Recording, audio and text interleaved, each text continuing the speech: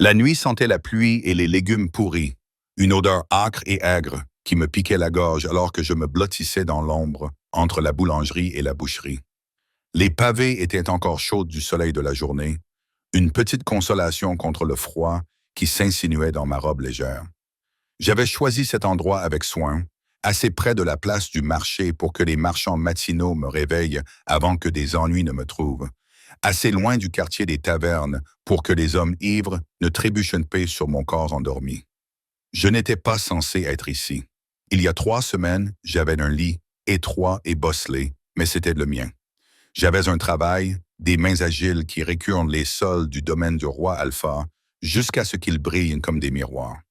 J'avais une routine, une place, aussi modeste soit-elle, dans la grande machine qu'était la Maison royale.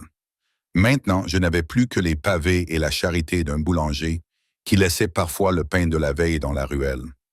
Mes doigts ont suivi le mur de pierre rugueux derrière moi, m'ancrant dans quelque chose de solide. La place du marché se vidait tandis que les dernières marchandes emballaient leurs marchandises. Leurs voix portaient dans l'air frais, marchandant le poisson invendu, se plaignant des impôts, spéculant sur la prochaine cérémonie de sélection du roi. Ce dernier sujet m'a donné des nausées. La sélection. Toutes les femmes célibataires âgées de 18 à 25 ans devaient se présenter dans la grande salle, tandis que le roi Alpha marchait parmi nous à la recherche de sa reine. C'était censé être un honneur. Pour la plupart, ça l'était. Pour moi, ça avait été le début de la fin. Je n'avais pas été choisi, bien sûr. Pourquoi l'aurais-je été? Des cheveux blonds pâles qui ne se laissaient jamais vraiment coiffer. Des yeux gris trop grands pour mon visage.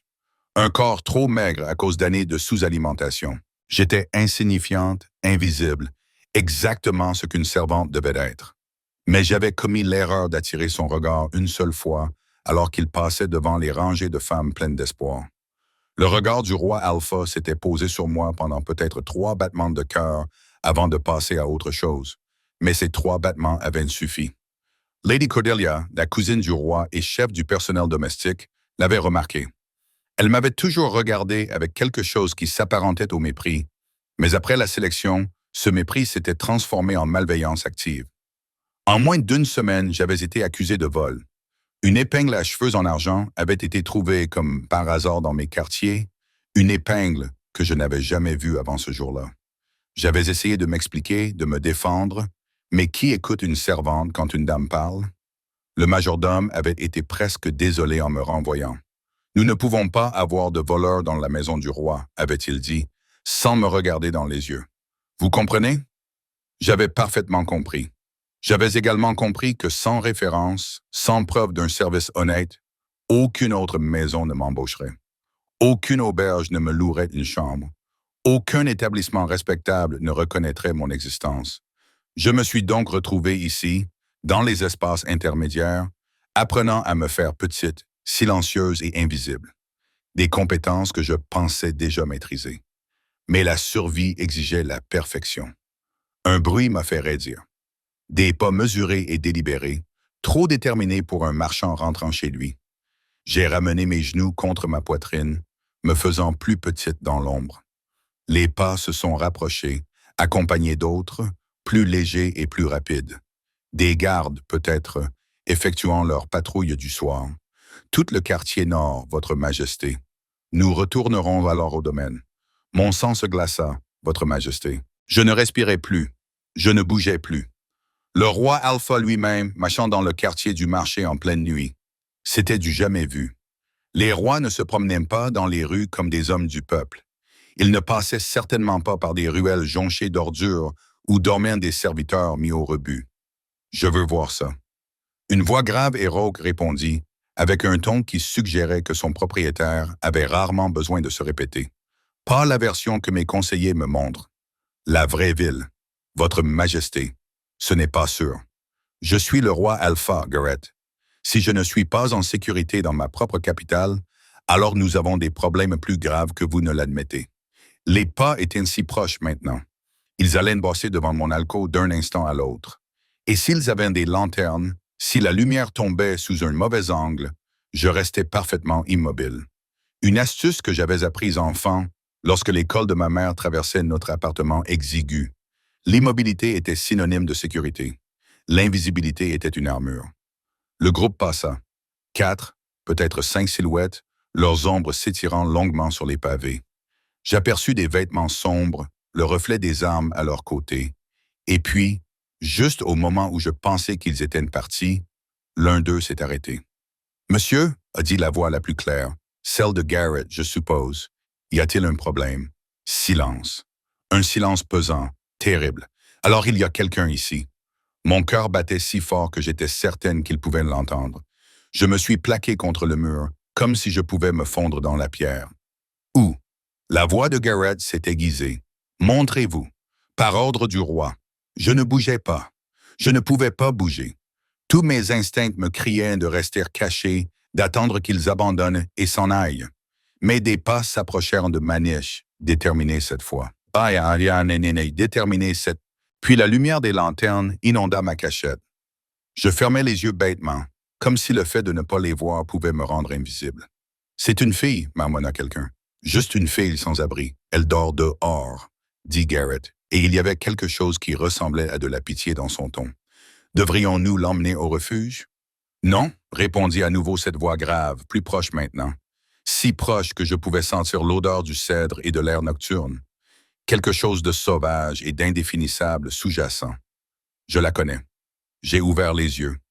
Le roi Alpha se tenait à l'entrée de ma niche, une lanterne à la main, et son expression n'avait rien à voir avec ce à quoi je m'attendais. Pas de dégoût, ni de colère, ni même le vague mépris auquel j'étais habitué. Ses yeux sombres étaient écarquillés, presque choqués. Ses traits forts oscillaient entre la confusion et quelque chose qui pouvait être de la reconnaissance. Il était plus jeune que je ne l'avais pensé lors de la sélection, peut-être seulement 5 ou 6 ans de plus que mes 23 ans. Des cheveux noirs tombaient sur son front, et il y avait en lui une dureté, une violence contenue qui semblait à peine maîtrisée. Mais sous ce là, dans la façon dont il me regardait maintenant, il y avait quelque chose de brut, quelque chose de presque blessé. « Toi, dit-il lentement, comme s'il testait le mot, tu travaillais dans ma maison. Ce n'était pas une question, mais j'acquiesçais quand même, incapable de trouver ma voix. Que fais-tu ici? » Chaque mot était mesuré. Prudent. Pourquoi dors-tu dans une ruelle? La honte me brûlait, chaude et acide. De toutes les personnes qui pouvaient me découvrir ainsi, impuissante, sans abri, réduite à néant. Évidemment, c'était lui. L'homme dont l'attention fugace m'avait tout coûté. Ma voix n'était qu'un murmure, rauque à force de ne pas être utilisée. J'ai été renvoyé. Votre Majesté m'a renvoyé. Il le répéta d'un ton neutre. Pour quelle raison? J'hésitais. Lady Cordelia était sa cousine. Qui croirait-il? Elle ou une ancienne servante trouvée endormie dans la saleté? Du vol? J'ai fini par répondre, car la vérité finirait par éclater de toute façon. J'étais accusé d'avoir volé une épingle à cheveux. Quelque chose passa sur son visage, trop rapide pour que je puisse le déchiffrer. « Et l'avez-vous fait? » « Non. » Le mot sortit avec plus de force que je ne l'avais voulu. « Je ne ferai jamais ça. »« Votre Majesté, » Garrett intervint doucement, « nous devrions poursuivre notre patrouille. Je suis sûr que la jeune fille trouvera le chemin du refuge. »« Tais-toi, Garrett, le roi ne quittait pas mon regard. Quand avez-vous été renvoyé? »« Il y a 3 semaines, Votre Majesté. »« 3 semaines. » Sa mâchoire se crispa. « Vous vivez dans la rue depuis 3 semaines et personne n'a pensé à m'informer qu'une membre de mon personnel avait été renvoyée sans enquête préalable. » Je clignais des yeux, perplexe. Pourquoi s'en soucierait-il? Pourquoi le roi Alpha se préoccuperait-il d'une servante insignifiante? Il se tourna brusquement vers Garrett. « Découvrez qui a autorisé son renvoi. Je veux un rapport complet sur mon bureau demain matin, y compris les preuves utilisées pour l'accuser et les noms de toutes les personnes impliquées dans cette décision. Votre Majesté, ce n'est certainement pas nécessaire. » La tête du roi se tourna brusquement vers son garde, et la température sembla baisser de 10 degrés. « Remettez-vous en question mes ordres? »« Non, Votre Majesté. » La voix de Garrett était devenue très faible. « Je vous préparerai le rapport. »« Bien. » Le roi se retourna vers moi et son expression s'adoucit légèrement, même si la tension était toujours visible autour de sa bouche. « Comment vous appelez-vous? »« Eleanor, » murmurai-je. « Eleanor Ashford. Eleanor. » Il le répéta lentement, comme pour le graver dans sa mémoire. « Vous venez avec nous. » La panique m'envahit. Votre Majesté, je ne peux pas. Ce n'était pas une demande, mais son ton était plus doux maintenant, presque aimable. Vous êtes clairement mal en point, sous-alimenté, et il va pleuvoir à nouveau avant l'aube. Je ne vais pas vous laisser ici. Il tendit la main vers moi, et je la fixai comme si elle risquait de me brûler. Cela n'avait aucun sens. Les rois ne ramassaient pas les serviteurs sans abri dans les ruelles. Ils ne se souciaient pas des fausses accusations ou des enquêtes en bonne et due forme. Et ils ne regardaient certainement pas les servantes rejetées avec quelque chose qui ressemblait à du regret dans les yeux. Mais sa main resta immobile, dans l'attente, et les premières gouttes de pluie commencèrent à tomber. Des picotements froids sur ma peau me promettaient une nuit misérable si je restais. Lentement, avec hésitation, j'ai tendu la main et l'ai placée dans la sienne. Ses doigts se sont refermés autour des miens, chauds, cailleux, forts, et il m'a aidé à me relever avec une aisance déconcertante. J'ai légèrement vacillé, étourdi d'être resté debout trop rapidement, et son autre main s'est levée pour stabiliser mon coude. « Quand as-tu mangé pour la dernière fois » m'a-t-il demandé doucement. « Hier, je crois, chez le boulanger, parfois, » répondis-je, embarrassé. Son expression s'assombrit, mais pas à mon égard. À cause d'autre chose, quelque chose de plus profond. « Garrett, votre manteau, votre majesté, donnez-lui votre manteau. » En quelques instants, une lourde laine se posa sur mes épaules. Beaucoup trop grande, mais heureusement chaude. Le roi me guida vers l'avant, sa main soutenant toujours mon coude, comme s'il pensait que je risquais de m'effondrer. C'était peut-être le cas. Le monde semblait instable, incliné de travers, la réalité refusant de s'aligner sur ce qui se passait. Alors que nous traversions la place du marché qui se vidait, j'aperçus notre reflet dans la vitrine d'un magasin. Le puissant roi Alpha dans ses vêtements sombres et formels, entouré de gardes armés, et moi débraillé, sale, noyé dans une cape empruntée. Nous semblions sortir tout droit d'un conte. Le genre où la mendiante se révèle être une princesse cachée. Mais je n'étais pas une princesse, j'étais juste Eleanor, qui récurait les sols et essayait de se rendre invisible sans même y parvenir. « Votre Majesté, dis-je doucement tandis que nous marchions, pourquoi faites-vous cela ?» Il m'a jeté un coup d'œil, et pendant un instant, la dureté a complètement disparu de son visage. Parce qu'il y a 3 semaines, je vous ai regardé pendant la sélection et j'ai vu quelque chose qui m'a fait réfléchir. Quelque chose de réel dans une pièce pleine de comédie, puis vous avez disparu et on m'a dit que vous aviez simplement quitté votre service pour vous occuper d'un parent malade. Je retins mon souffle. Ils vous ont dit que j'étais parti. Ils ont menti. Sa voix redevint froide et je vais découvrir pourquoi. La pluie commença à tomber sérieusement et le roi accéléra le pas vers les calèches qui attendaient au bord de la place. Mais avant que nous les atteignions, il s'arrêta et se tourna vers moi, ses yeux sombres cherchant les miens. « Eleanor, dit-il doucement, et il y avait quelque chose de vulnérable dans la façon dont il prononçait mon nom. J'ai besoin que tu comprennes quelque chose. Ce qui t'est arrivé, ce qu'on t'a fait subir, ce n'était pas justice, et j'ai l'intention de réparer cela. » Je le fixais du regard. Cet homme puissant qui pouvait m'écraser d'un seul mot et qui voyait quelque chose que je ne m'attendais pas à voir dans les yeux d'un alpha. Un remords sincère, comme si ma souffrance comptait pour lui, comme si j'avais de l'importance. « Pourquoi ?» je murmurai. Sa main se leva, flottant près de mon visage, mais sans le toucher. Et lorsqu'il parla, sa voix était à peine audible à cause de la pluie. « Parce que, dit-il lentement, je pense que tu es peut-être la seule personne honnête que j'ai rencontrée en 10 ans. » Le trajet en calèche jusqu'au domaine royal se déroula dans un flou de pluie sur les vitres et de conversations étouffées que je n'étais pas censé entendre. Je m'assis en face du roi, enveloppé dans le manteau de Garrett, très consciente de la boue qui tachait les sièges en velours et du regard que les autres gardes me lançaient, avec une confusion à peine dissimulée. Le roi Alpha lui-même ne dit rien, le regard fixé sur l'obscurité derrière la fenêtre, la mâchoire serrée par une colère qui semblait émaner de lui par vagues.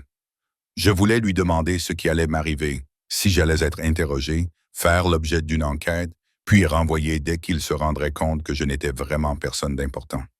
Mais les mots restèrent coincés dans ma gorge. Je restais donc assis en silence, regardant la ville laisser place à des jardins soignés et à d'imposantes portes en fer forgé. Le domaine semblait différent la nuit, plus grand, en quelque sorte, plus imposant. Des lampes à gaz bordaient l'allée incurvée, projetant des flaques de lumière dorée sur les haies parfaitement taillées. J'avais frotté ces marches d'entrée des centaines de fois, toujours tôt le matin, avant que la famille ne se réveille.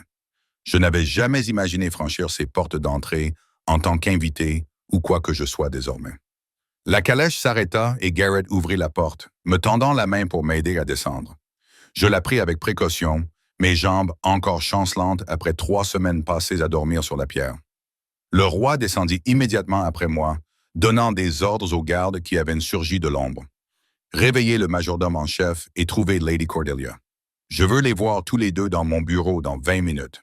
Il se tourna vers un jeune garde au regard bienveillant. Thomas, escortez Mademoiselle Ashford jusqu'aux appartements des invités dans l'aile est. Assurez-vous qu'elle ait tout ce dont elle a besoin. De la nourriture, des vêtements propres, un bain. Placez quelqu'un devant sa porte, mais précisez bien qu'elle est une invitée, pas une prisonnière. Votre Majesté, l'est. Thomas eut l'air surpris. Je sais où c'est. Le ton du roi ne souffrait aucune discussion. Faites ce que je vous dis. Thomas acquiesça rapidement et me fit signe de le suivre. J'hésitais, jetant un regard en arrière vers le roi, voulant le remercier ou lui expliquer ou trouver un sens à ce qui se passait. Mais il s'était déjà détourné, marchant à grands pas vers l'entrée principale avec l'intensité concentrée d'un homme se préparant au combat. L'aile est, comme je l'appris tandis que Thomas me guidait à travers les couloirs recouverts de moquettes, était réservée aux dignitaires en visite et aux invités importants. Ma chambre, même si le mot « chambre » semblait insultant pour cet espace, était plus grande que l'appartement que je partageais avec ma mère avant sa mort. Un lit à baldaquin trônait au centre, recouvert d'une montagne d'oreillers et de couettes. De hautes fenêtres donnaient sur les jardins, actuellement plongés dans l'obscurité, mais qui promettaient une vue magnifique au petit matin. Un bureau se trouvait dans un coin, un fauteuil de lecture rembourré dans un autre, et à travers une porte communicante, j'aperçus une salle de bain privée avec une baignoire en porcelaine. « Je vais faire monter à manger », dit Thomas gentiment, prenant apparemment pitié de mon silence stupéfait, « et je vais trouver des vêtements appropriés. Vous avez à peu près la même taille que la sœur du roi. Je pense qu'elle ne verra pas d'inconvénient à vous prêter quelques vêtements. » Le roi avait une sœur. Je ne l'avais jamais vue. Je n'avais même jamais entendu parler d'elle pendant mon service. Mais les domestiques apprenaient rarement des détails sur la famille, sauf s'ils étaient directement liés à leur fonction. « Merci, parvins-je à dire. Vous êtes très gentil. » Il sourit, transformant son visage sérieux en quelque chose de plus chaleureux. « Le roi a eu raison de vous amener ici. Quoi qu'il vous soit arrivé, ce n'était pas juste. Nous savions tous que ce n'était pas juste. » Je le fixais du regard. « Vous le saviez. Nous savions que quelque chose n'allait pas. » Thomas se dandina, mal à l'aise. Lady Cordelia a toujours été difficile, mais elle fait partie de la famille et sa parole a du poids. Lorsque vous avez été renvoyé, certains d'entre nous ont remis cela en question, mais il s'interrompit, haussant les épaules avec impuissance. Nous ne sommes que des gardes. Nos opinions ne comptent pas beaucoup. Avant que je puisse répondre, il s'excusa, me laissant seul dans cette pièce impossible. Je restais figé pendant un long moment, craignant de toucher quoi que ce soit qui pourrait perturber cette perfection. Puis mon reflet attira mon attention dans le grand miroir près de l'armoire, et je ne pus m'empêcher d'émettre un petit rire horrifié. Je ressemblais à un fantôme pâle et émacié, mes cheveux blonds emmêlés et hirsutes, ma robe déchirée et sale au-delà de toute réparation.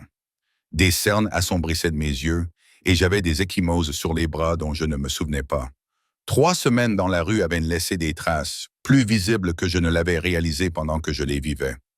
Un coup à la porte me fit sursauter. « Zell Ashford, j'ai votre dîner. » Une femme de chambre que je ne reconnaissais pas, ce qui était une petite chance, entra avec un plateau chargé de plus de nourriture que je n'en avais vu depuis des semaines. Du poulet rôti, du pain frais, du fromage, des fruits et une théière qui sentait divinement bon. Elle posa le plateau sur la petite table près de la fenêtre, me jeta un regard rapide et curieux, puis partit sans un mot. Je m'approchai prudemment de la nourriture, à moitié convaincu qu'elle disparaîtrait si je tendais la main. Mais elle resta bien réelle. Et lorsque je pris enfin une bouchée de pain, je dus fermer les yeux pour ne pas être submergé par les sensations. Chaud, frais, réel. Je mangeais lentement, me forçant à ne pas me précipiter malgré la faim désespérée de mon corps. Manger trop vite m'aurait rendu malade, et je ne pouvais pas me permettre de montrer ma faiblesse. Pas maintenant, alors que je ne comprenais toujours pas à quel jeu on jouait ni quel rôle j'étais censé y jouer. Le roi m'avait regardé pendant la sélection et avait vu quelque chose. Quoi? J'avais été terrifié ce jour-là, essayant tant bien que mal de me fondre parmi les autres candidates, même si je savais que je n'avais pas ma place parmi elles. J'avais mis ma plus belle robe, usée aux ourlets, mais propre, et j'avais gardé les yeux baissés comme on me l'avait demandé. Quand il était passé devant moi, j'avais levé les yeux un instant, poussé par un instinct stupide qui m'avait poussé à croiser son regard. Il s'était arrêté. Je m'en souvenais maintenant, ce détail me revenait clairement à l'esprit. Il s'était arrêté, ses yeux s'étaient légèrement écarquillés, et pendant 3 secondes interminables, toute la salle avait retenu son souffle. Puis, Lady Cordelia était apparue à ses côtés, lui chuchotant quelque chose d'urgent, et il avait continué son chemin. Le lendemain, la barrette était apparue dans mes quartiers. J'avais fini de manger et m'étais dirigé vers la salle de bain, où de la vapeur s'élevait déjà de la baignoire remplie. Thomas avait dû envoyer quelqu'un la préparer pendant que je mangeais. Je me déshabillais lentement, laissant ma robe ruinée en tas sur le sol, et me plongeais dans l'eau si chaude qu'elle me brûlait presque. Mais c'était une bonne brûlure, une brûlure purificatrice, qui emportait 3 semaines de saleté, de peur et de désespoir. Je me frottais jusqu'à ce que ma peau devienne rose, me lavais les cheveux 3 fois jusqu'à ce qu'ils soient enfin propres. Et ce n'est qu'alors que je me permis de me pencher en arrière et de simplement exister dans la chaleur et la sécurité de cet instant. Demain, tout pourrait s'écrouler à nouveau. Le roi pourrait découvrir que je n'étais vraiment personne, que tout ce qu'il pensait avoir vu en moi n'était que projection ou imagination. Lady Cordelia pourrait inventer de nouveaux mensonges, produire de nouvelles preuves de mon indignité. Je pourrais me retrouver à nouveau dans la rue. Ce bref répit n'était rien d'autre qu'une cruelle plaisanterie. Mais ce soir, j'étais propre, nourri et au chaud, et cela devait suffire. Je restais dans le bain jusqu'à ce que l'eau refroidisse, puis je m'enveloppais dans une serviette si douce qu'elle en était presque immorale, et retournais dans la chambre où quelqu'un avait séjourné pendant que je me baignais. Le plateau de nourriture avait disparu, remplacé par une pile soignée de vêtements sur le lit. Une chemise de nuit, une robe de jour d'un bleu tendre, des sous-vêtements et même des pantoufles.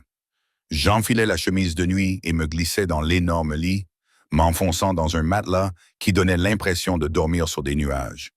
Les draps sentaient la lavande et le soleil, et les oreillers berçaient ma tête avec une douceur parfaite. J'aurais dû m'endormir immédiatement. Mon corps était épuisé, vidé par des semaines de stress et de mauvais repos. Mais mon esprit tournait à toute vitesse, repassant chaque instant de la soirée. L'expression du roi lorsqu'il m'avait reconnu. Sa colère face à mon rejet. Son insistance à vouloir réparer son erreur. Pourquoi s'en souciait-il? Cette question tournait en boucle dans ma tête, sans que je trouve de réponse raisonnable. Finalement, la fatigue l'emporta sur la confusion, et je sombrais dans un sommeil agité, peuplé de rêves fragmentés de pavés, de lanternes et d'yeux sombres qui en voyaient trop. Je me réveillais avec la lumière du soleil qui filtrait à travers les fenêtres et la sensation désorientante de ne pas savoir où j'étais. Pendant un moment de panique, j'ai pensé que j'avais pénétré par effraction dans le domaine, que j'allais être découverte et punie. Puis, ma mémoire est revenue. Le roi, la calèche, cette pièce. Je me suis assise lentement, m'attendant à moitié à ce que tout cela ne soit qu'un rêve fiévreux. Mais non, la pièce restait bien réelle autour de moi, magnifique et impossible. Et là, posés sur la chaise, se trouvaient les vêtements empruntés, preuve que la nuit dernière avait bien eu lieu. Un léger coup à la porte précéda l'arrivée de la même servante que la veille au soir. « Bonjour, mademoiselle Ashford, je m'appelle Clara. J'ai été chargée de m'occuper de vous pendant votre séjour. Pendant votre séjour, pas de façon permanente, un arrangement temporaire, jusqu'à ce que tout ce qui devait être résolu soit résolu. Le roi vous demande de vous présenter dans son bureau à 10 heures, continua Clara en posant un plateau de petit déjeuner, plus de nourriture, assez pour 3 personnes. Cela vous laisse environ 1 heure pour vous préparer. Voulez-vous de l'aide pour vous habiller? » J'acquiesçais, soudain nerveuse. Le bureau où les décisions étaient prises et les jugements rendus, où mon destin serait déterminé par un homme que je connaissais à peine et qui semblait se soucier de mon bien-être pour des raisons que je ne pouvais comprendre. Clara m'aida à enfiler la robe bleue, qui m'allait remarquablement bien, et me brossa les cheveux jusqu'à ce qu'ils tombent en douces ondulations dans mon dos. Elle me proposa des produits de beauté, mais je refusais. Quoi qu'il arrive aujourd'hui, je voulais y faire face tel que je suis, sans me cacher derrière du maquillage et du fond de teint.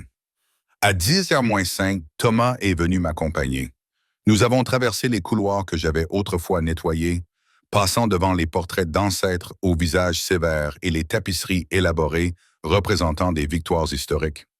Les domestiques s'affairaient à leurs tâches matinales, et plus d'un s'est arrêté pour me regarder passer.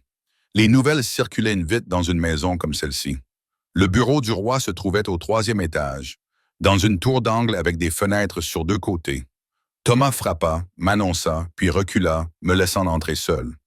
La pièce était étonnamment intime par rapport aux grands espaces que j'avais vus ailleurs, bordés d'étagères, dominés par un grand bureau couvert de papiers et de cartes, meublé de fauteuils confortables disposés près d'une cheminée. Et là, debout près de la fenêtre, dos à moi, se tenait le roi Alpha en personne. Il avait troqué ses vêtements formels de la veille contre une tenue plus simple, un pantalon sombre, une chemise blanche aux manches retroussées, révélant des avant-bras musclés. Ses cheveux bruns étaient légèrement ébouriffés, comme s'il venait de passer ses mains dedans. Et lorsqu'il se tourna vers moi, je vis la fatigue se refléter sur son visage. « Helena, » dit-il en me désignant une chaise. « Asseyez-vous, je vous prie. » J'obéis, m'asseyant nerveusement sur le bord de la chaise. Il s'avança pour se placer devant moi, puis sembla changer d'avis et prit la chaise à côté de la mienne, éliminant ainsi la dynamique de pouvoir qui existait entre lui debout et moi assise. « J'ai passé la nuit à enquêter sur votre renvoi, » dit-il sans préambule. Le rapport que j'ai reçu était éclairant. Mon cœur battait à toute rompre. « Votre Majesté, je vous jure que je n'ai rien fait. Je sais que vous n'avez rien volé. » Sa voix était ferme, assurée. « L'épingle à cheveux qui a été trouvée dans vos quartiers appartenait à Lady Cordelia. Elle en a signalé la disparition le lendemain matin de la sélection, et elle est apparue comme par hasard dans votre chambre le même après-midi. Le timing à lui seul est accablant, mais il y a plus. » Il se pencha en avant, les coudes sur les genoux, et l'intensité de son regard me cloua sur place.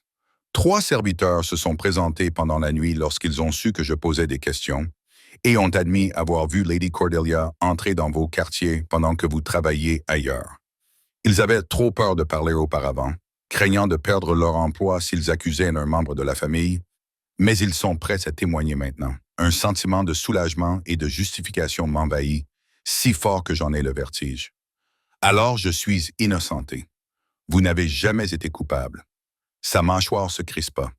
Vous avez été délibérément et malicieusement piégé par quelqu'un qui aurait dû protéger les personnes sous son autorité et non les persécuter. Pourquoi? La question m'échappa avant que je puisse la retenir. Pourquoi ferait-elle cela? Le roi resta silencieux pendant un long moment, ses yeux sombres scrutant les miens. Lorsqu'il parla, sa voix était basse, presque réticente. Parce que pendant la sélection, je me suis arrêté quand je vous ai vu. Je ne m'arrête jamais. En 10 ans de cérémonie, j'ai défilé devant des milliers de candidates sans m'arrêter une seule fois. Mais toi, dit-il en expirant lentement, tu m'as regardé et pendant 1 seconde, j'ai oublié où j'étais. J'ai oublié le spectacle, les attentes, tout. Je t'ai juste vu. Je t'ai vraiment vu. Et Cordelia l'a remarqué. J'ai retenu mon souffle. Elle était jalouse. Pas jalouse, menacée. Il s'est levé brusquement et s'est dirigé vers la fenêtre. Cordelia cherche à consolider son pouvoir depuis des années. Elle veut que sa fille épouse quelqu'un d'influent. Elle veut contrôler qui je choisis comme reine. Elle veut s'assurer que sa lignée reste proche du trône. Toi, quelqu'un qu'elle considérait comme insignifiant, tu as attiré mon attention. C'était dangereux pour ses plans. Il s'est retourné vers moi et il y avait quelque chose de brut dans son expression. Alors, elle t'a détruite, t'a accusé de vol, t'a fait expulser sans enquête, s'est assuré que tu n'aurais aucun recours et aucun avenir. Tout ça parce que je t'ai regardé 3 secondes de trop. Le poids de cette situation m'a écrasé. Toute ma vie avait été bouleversée à cause d'un regard, d'un instant, de quelque chose que je ne contrôlais même pas. Que va-t-il se passer maintenant? Maintenant, sa voix s'est durcie. Maintenant, Lady Cordelia devra faire face aux conséquences. Elle sera destituée de son poste, renvoyée de la maison, et sa famille devra répondre d'y avoir conspiré pour accuser faussement un serviteur. La loi est claire sur ce genre de choses, même lorsque l'auteur est un membre de la noblesse. Votre Majesté, c'est votre famille. C'est une criminelle. Les mots sont sortis d'un ton sec, définitif, et je ne protégerai pas les criminels, même si nous partageons le même sang. La loi doit s'appliquer de manière égale, sinon elle n'a aucun sens.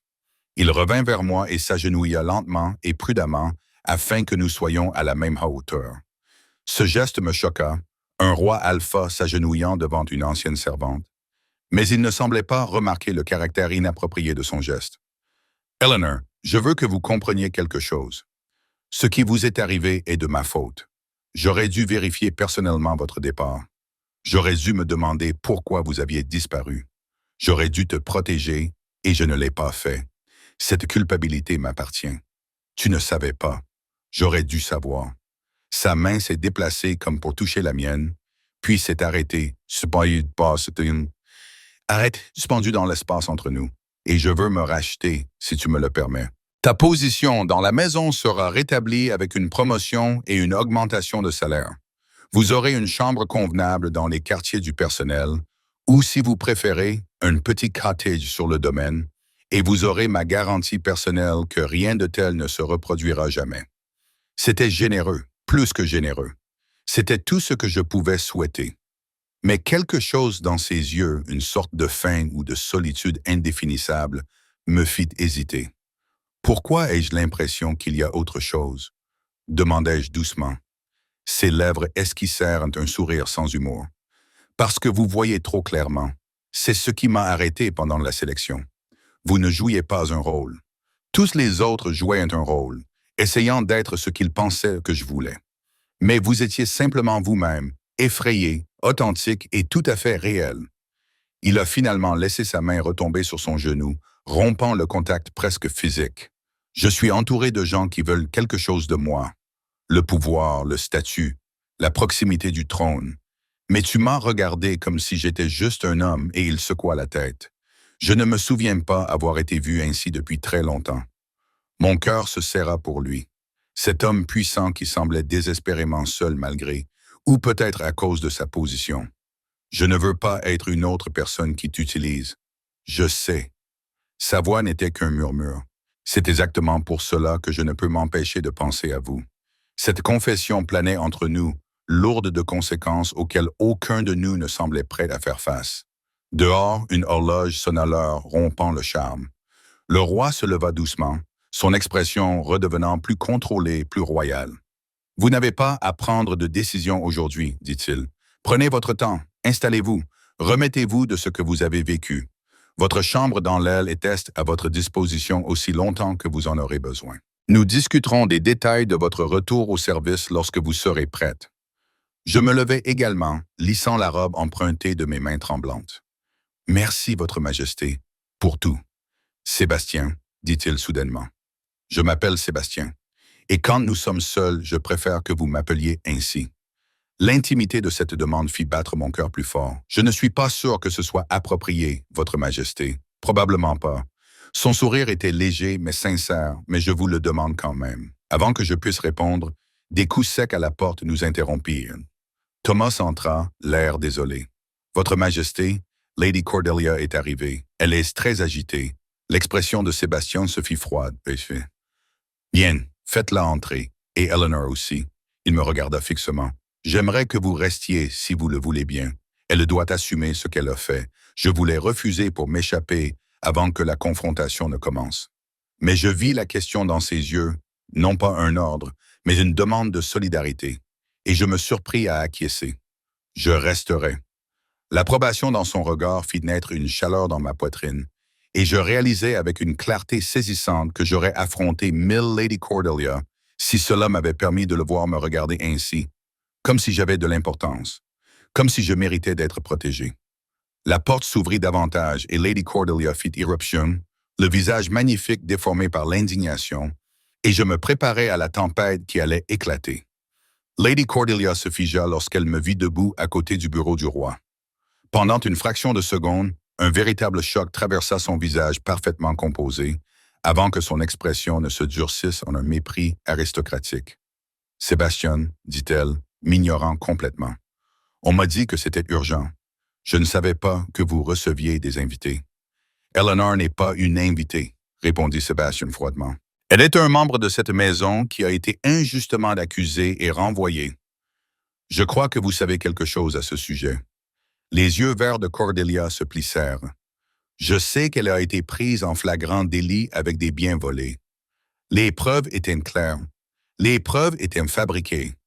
Sébastien vint se placer à côté de moi. Un geste subtil de solidarité qui n'échappa pas à son cousin. J'ai le témoignage de 3 domestiques qui t'ont vu entrer dans les appartements d'Eleanor le jour où la barrette est apparue. La même barrette que tu as déclarée perdue ce matin-là. Ces domestiques mentent. Tous les 3, indépendamment les uns des autres. Sa voix prit d'un ton dangereux. Ils n'avaient aucune raison de mentir et tout à perdre en se manifestant. Contrairement à toi, qui avait toutes les raisons de te débarrasser de quelqu'un que tu percevais comme une menace, le sang-froid de Cordelia se fissura légèrement. Une menace? Elle? Elle n'est personne, Sébastien. Une servante sans famille, sans relation, sans rien. C'est quelqu'un que j'ai remarqué, l'interrompit-il calmement pendant la sélection. Et cela a suffi pour que vous détruisiez sa vie. Le silence qui suivit était suffocant. Le visage de Cordelia était devenu pâle sous sa poudre. Ses mains se crispaient sur les plis de sa robe coûteuse. Lorsqu'elle reprit la parole, sa voix tremblait d'une fureur à peine contenue. Tu t'es arrêté pendant 3 secondes. 3 secondes, Sébastien, et tu veux tout bouleverser pour ça. J'ai fait ce qui était nécessaire pour protéger les intérêts de cette famille. Cette fille avait des idées au-dessus de sa condition. Elle n'avait aucune idée, dis-je calmement, me surprenant moi-même. Ils se tournèrent tous les deux vers moi, et je me forçai à continuer malgré mon cœur qui battait à tout rompre. Je connaissais ma place, Lady Cordelia. Je n'ai jamais aspiré à autre chose qu'à mon travail. Lorsque le roi m'a regardé pendant la sélection, j'ai été aussi surprise que tout le monde. Mais vous avez décidé que cette surprise était de l'ambition, et vous m'avez puni pour quelque chose que je n'avais jamais recherché. Cordelia a retroussé les lèvres. Vous voulez me faire croire que vous n'aviez aucune intention, que vous n'essayez pas d'attirer son attention, de vous élever? J'attends de vous que vous disiez la vérité, intervint Sébastien d'un ton glacial. Mais comme cela semble vous dépasser, laissez-moi vous expliquer clairement ce qui va se passer. Vous êtes démise de vos fonctions de gouvernante avec effet immédiat. Vous quitterez le domaine avant le coucher du soleil aujourd'hui, et vous ne reviendrez pas sans ma permission express. Les fiançailles de votre fille avec Lord Ashton sont annulées. J'ai déjà fait passer le message. Et si jamais vous essayez de contacter Eleanor ou d'interférer à nouveau dans sa vie, les conséquences seront bien plus graves. Le visage de Cordelia devint rouge. Vous exileriez votre propre famille pour un domestique. Le Conseil ne soutiendra jamais cela. Le Conseil répond à moi. La voix de Sébastien devint dangereusement douce. Et je réponds à la loi que vous avez violée. Soyez reconnaissante que je ne porte pas plainte. Accuser quelqu'un de vol est un délit pénal, qu'il s'agisse d'un cousin ou non. Pendant un long moment, Cordelia le fixa du regard, et je la vis réfléchir, cherchant un angle ou un moyen de pression. N'en trouvant aucun, son regard se porta sur moi, et la haine dans ses yeux me donna la chair de poule. « Ce n'est pas fini, dit-elle doucement. Vous bénéficiez peut-être de sa protection pour l'instant, mais cela ne durera pas. Les hommes comme lui ne s'intéressent pas longtemps aux filles comme vous. À terme, tu seras rejeté, et quand cela arrivera, tu n'auras plus rien. Plus de position, plus de réputation, rien d'autre que le souvenir d'avoir détruit une maison noble pour quelques semaines d'attention. » Ces mots m'ont touché plus durement qu'ils n'auraient dû, touchant toutes les insécurités que j'avais essayé d'enfouir. Car n'avait-elle pas raison? Qu'étais-je pour Sébastien, à part une fascination passagère, une conscience coupable qu'il voulait apaiser? Ce simple mot de Sébastien claqua comme un coup de fouet. Alors, Cordelia, avant que je ne change d'avis au sujet de ces accusations officielles, elle partit la tête haute, mais je pouvais voir ses mains trembler lorsqu'elle passa devant moi. La porte se referma derrière elle avec un clic décisif, et la tension dans la pièce ne se dissipa pas, mais se transforma en quelque chose de différent. Quelque chose attendait, avec des non-dits. « Je suis désolé que tu aies dû entendre ça, » dit Sébastien doucement. Je croisais les bras autour de moi, soudainement frigorifié malgré la chaleur de la pièce. Elle n'avait pas tout à fait tort. Eleanor, non. Laisse-moi finir. Je me tournais vers lui, ayant besoin qu'il comprenne. Je ne sais pas ce qu'il y a entre nous. Je ne sais pas si c'est de la culpabilité, de la curiosité ou simplement la solitude qui se reconnaît. Mais je ne peux pas être la raison pour laquelle tu détruis tes relations familiales ou te fais des ennemis parmi la noblesse. Je n'en vaux pas la peine. Il s'approcha de moi en 3 pas rapides et posa ses mains sur mon visage, doucement, malgré l'intensité qui brûlait dans ses yeux sombres. Ne me dis pas ce que tu vaux. Tu as survécu 3 semaines dans la rue grâce à un mensonge. Et tu t'en es sorti sans perdre ta compassion ni ton honnêteté. Tu m'as regardé aujourd'hui pendant les accusations de Cordelia. Et tu as encore essayé de trouver une raison à ces actions, même après ce qu'elle t'a fait. Cette force, cette bonté. As-tu la moindre idée à quel point c'est rare? Ses pouces ont effleuré mes pommettes et j'ai réalisé que je pleurais. Des larmes silencieuses coulaient sur mon visage. J'ai peur, ai-je murmuré. J'ai peur que ce soit temporaire, que je perde tout à nouveau, que je vais commencer à espérer, puis que je vais prouver que ce n'est pas temporaire. Il s'est penché vers moi, son front effleurant presque le mien. Je te prouverai que tu peux espérer, que tu peux avoir confiance. Donne-moi cette chance, Eleanor. S'il te plaît. Je le voulais. Mon Dieu, je le voulais tellement que j'en avais physiquement mal. Mais la peur me paralysait.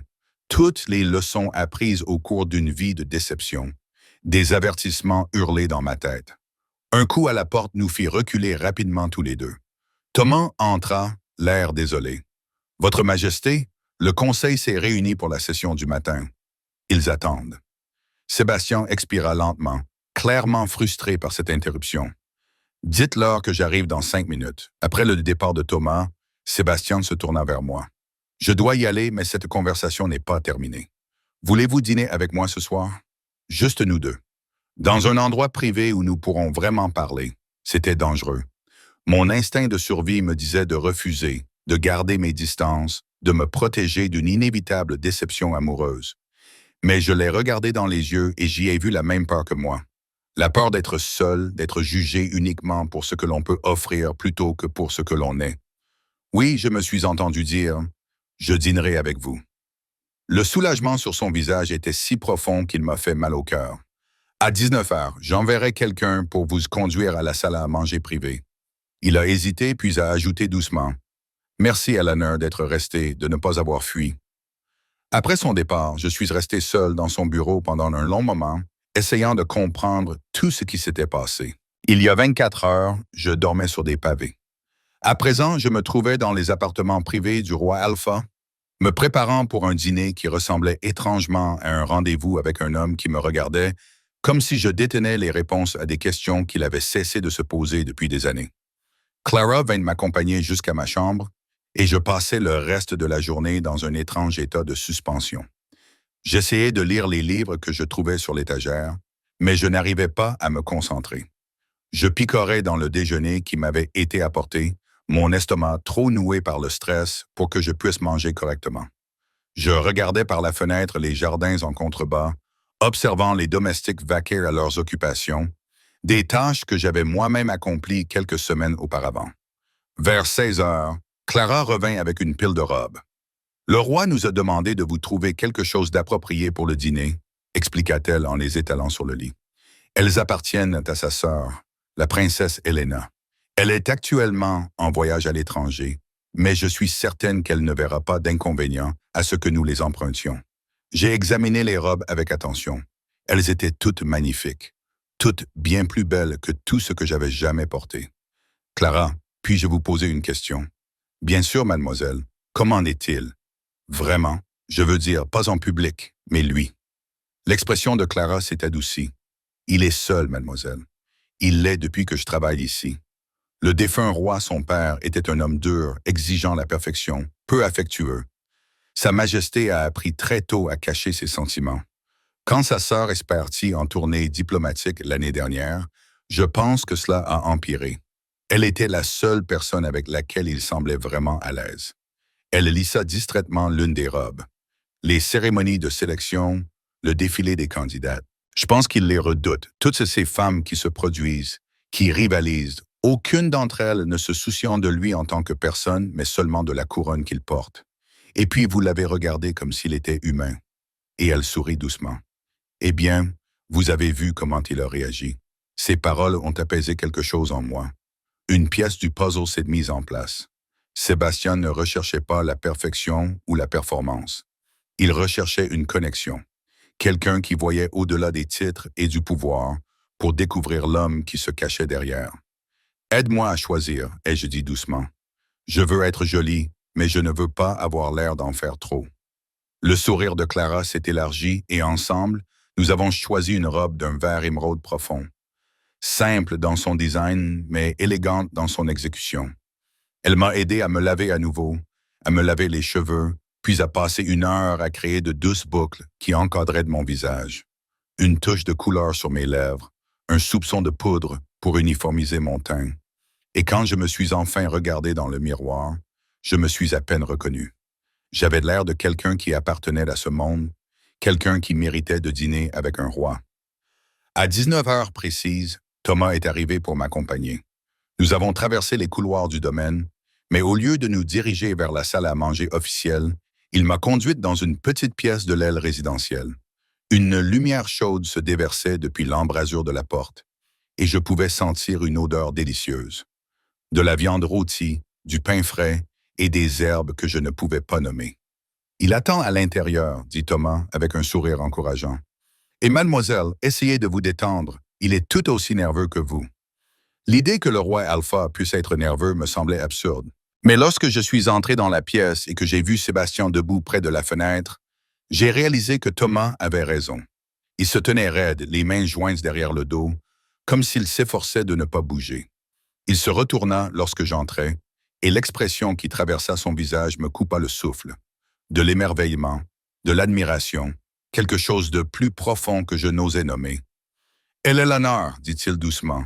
Tu es magnifique. Je sentis mes joues s'empourprer. C'est la robe de ta sœur.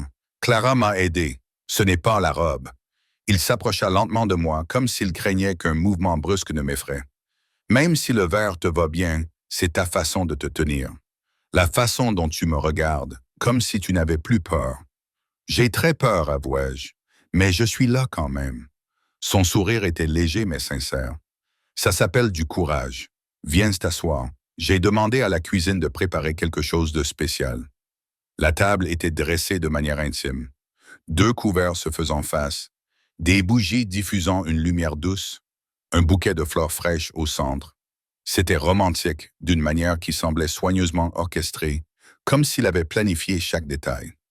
Il m'a tenu ma chaise, un geste à la fois courtois et sincère, puis s'est assis à sa place.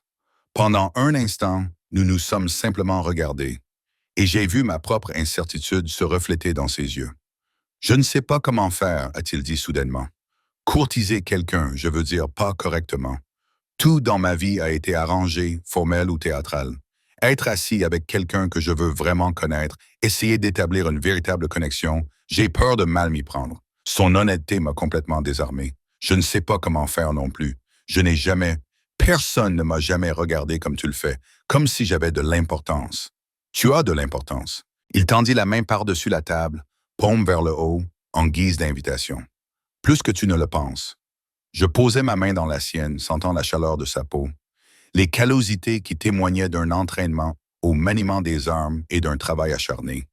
Ses doigts se refermèrent doucement sur les miens, et quelque chose se détendit dans ma poitrine, un nœud de peur commençant à se défaire. « Parle-moi de toi, » dit-il doucement.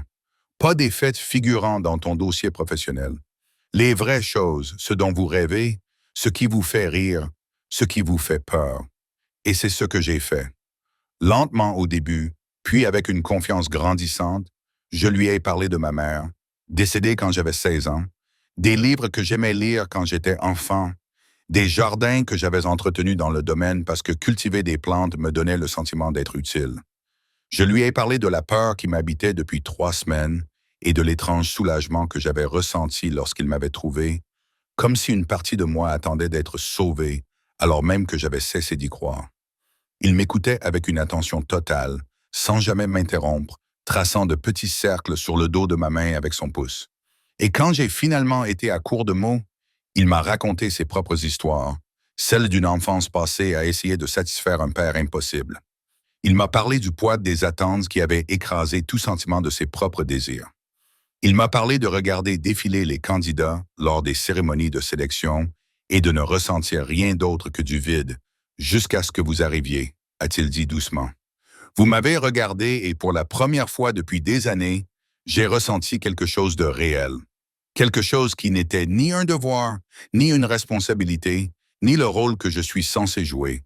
Juste une connexion. Le dîner fut servi en plusieurs plats, tous plus délicieux les uns que les autres, mais je n'y ai presque rien goûté. Toute mon attention était concentrée sur Sébastien, sur la façon dont ses yeux se plissaient quand il souriait, sur la vulnérabilité dans sa voix quand il parlait de sa solitude, sur la douce force de sa main qui tenait la mienne. « Je peux te poser une question ?» ai-je dit pendant une pause dans la conversation, après que tu t'es arrêté. « Qu'est-ce que Cordelia t'a dit ?» Son expression s'est légèrement assombrie.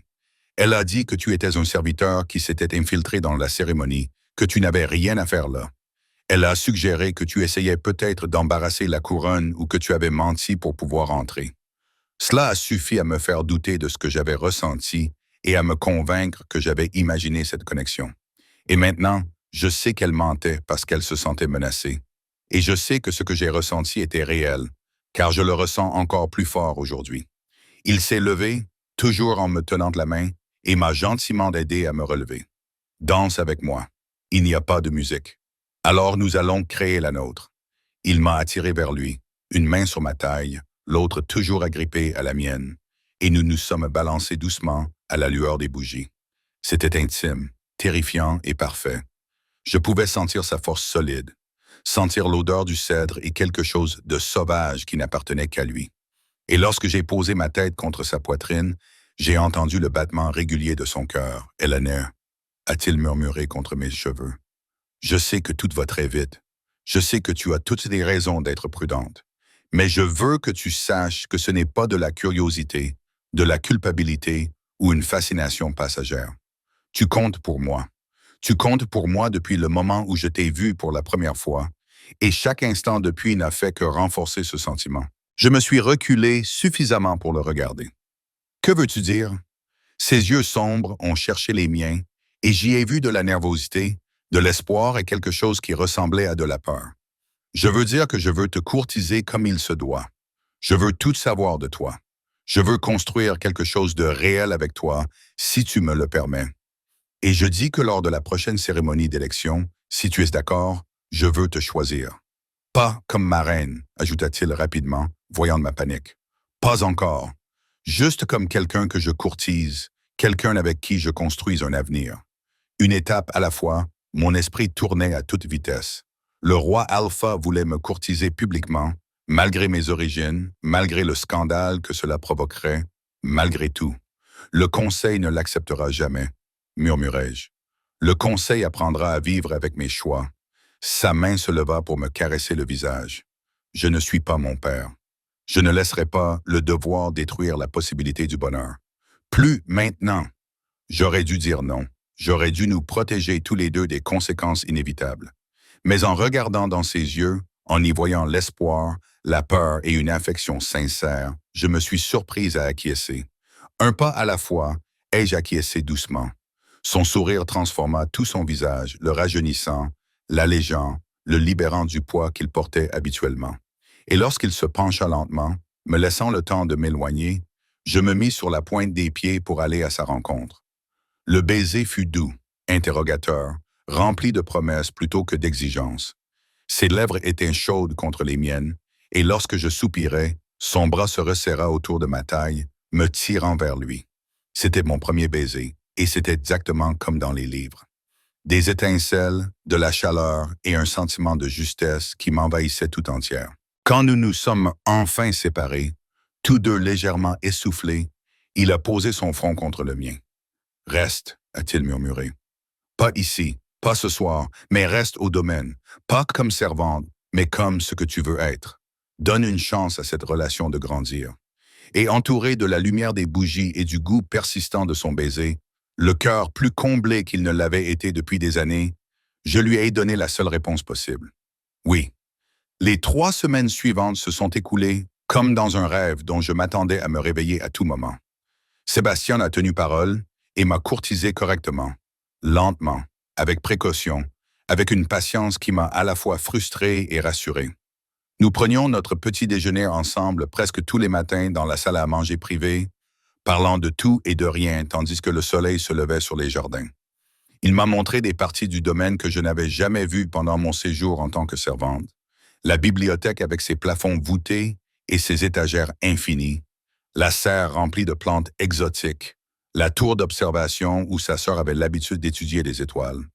Mais il continuait également à exercer ses fonctions de roi, disparaissant pendant des heures dans des réunions du conseil et des sessions diplomatiques, me laissant naviguer dans ma nouvelle existence étrange, entre servitude et noblesse. Clara restait ma compagne constante, m'aidant à m'habituer à des vêtements sans pièces, à une nourriture qui apparaissait sans que j'aie à la mendier, et au regard curieux du personnel qui ne comprenait pas très bien ce que je faisais dans l'aile est. Les ragots étaient inévitables.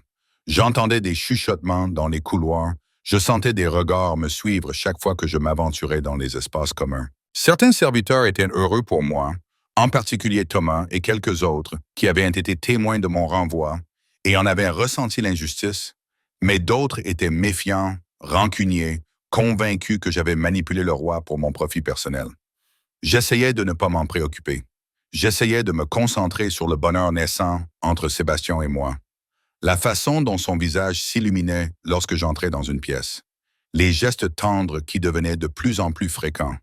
Sa main sur le creux de mon dos. Ses doigts effleurant les miens lorsque nous marchions. Le baiser doux qu'il déposait sur mon front avant de partir pour les réunions du conseil. Mais les paroles de Cordelia me hantaient. Les hommes comme lui ne s'intéressent pas longtemps aux filles comme toi. Le 18e jour, Sébastien m'invita à l'accompagner pour une promenade dans les forêts royales. Je n'avais jamais monté à cheval, ce qui semblait le ravir plutôt que de m'embarrasser. « Alors je t'apprendrai, dit-il, les yeux remplis d'affection. Il est temps que tu découvres le domaine comme il se doit, et pas seulement depuis l'intérieur des murs. » Les écuries étaient impressionnantes, avec des rangées de chevaux étincelants pris en charge par des palefreniers qui aimaient manifestement leur travail. La monture de Sébastien était un énorme étalon noir qui semblait correspondre à son énergie, puissant et à peine maîtrisé.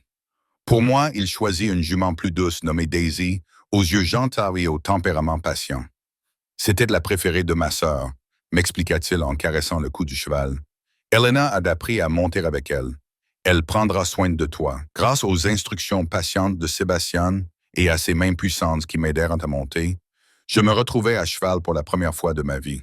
La hauteur était vertigineuse, mais Sébastien resta près de moi, une main sur la bride de Daisy, nous faisant tourner lentement en rond jusqu'à ce que je me détende et trouve le rythme. « Voilà, dit-il doucement, vous êtes doué, prête à essayer quelque chose de plus rapide? » Nous sommes partis ensemble, Sébastien gardant son étalon à un rythme tranquille à côté de moi. La forêt était magnifique en cette fin d'automne, les arbres flamboyants de couleurs, l'air vif et frais, promettant l'arrivée de l'hiver.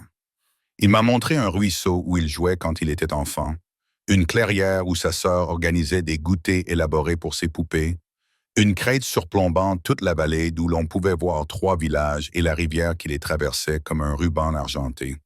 Nous nous sommes arrêtés sur la crête pour laisser les chevaux se reposer, et Sébastien m'a aidé à descendre de cheval, ses mains fortes et surposées sur ma taille. Pendant un instant, il ne m'a pas lâché, se contentant de me regarder avec une expression que j'apprenais à reconnaître. Une expression mêlant désir et retenue, un désir tempéré par le respect du rythme dont j'avais besoin. « À quoi penses-tu » demandai-je doucement. « Que j'ai envie de t'embrasser, admit-il. Que j'ai envie de t'embrasser à chaque instant depuis cette première nuit. Mais j'essaie d'être patient pour laisser les choses se développer naturellement. Et si je ne veux pas que tu sois patient, » ses yeux s'assombrirent. Elle est l'honneur. Je me suis mise sur la pointe des pieds et je l'ai embrassé, coupant court à tout ce qu'il s'apprêtait à dire avec prudence et honneur. Il a poussé un petit cri de surprise. Mais ensuite, il m'a enlacé et m'a serré contre lui tout en approfondissant le baiser. Ce n'était pas comme la douce exploration de notre premier baiser. C'était la chaleur, le désir et des semaines de tension qui trouvaient enfin leur libération. Quand nous nous sommes enfin séparés, tous deux haletants, Son contrôle visiblement ébranlé, il a appuyé son front contre le mien et a ri nerveusement. « Tu vas me détruire », a-t-il murmuré, complètement démantelé toute la discipline que j'ai soigneusement entretenue. « Tant mieux », ai-je dit, me surprenant moi-même par mon audace. « Tu es trop contrôlé, trop prudent. Parfois, il est bon de simplement ressentir. » Il s'est reculé pour me regarder correctement.